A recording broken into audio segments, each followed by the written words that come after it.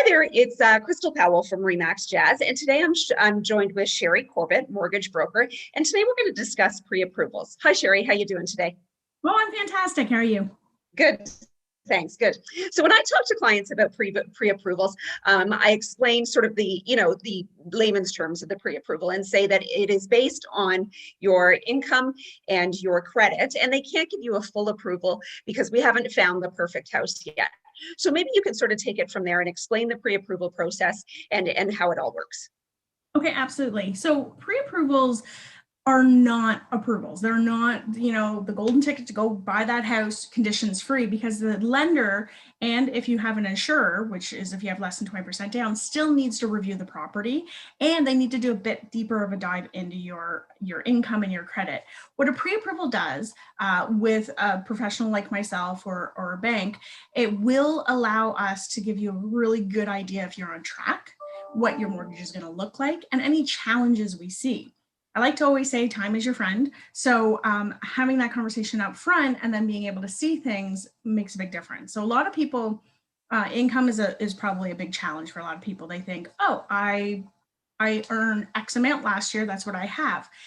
We have to really dive into that, because if you are hourly and you aren't promised your hours, it's not just last year we're looking at a 2-year average.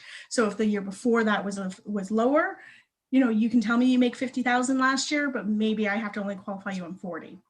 So pre-approval will get through those initial questions, let you know what your budget is.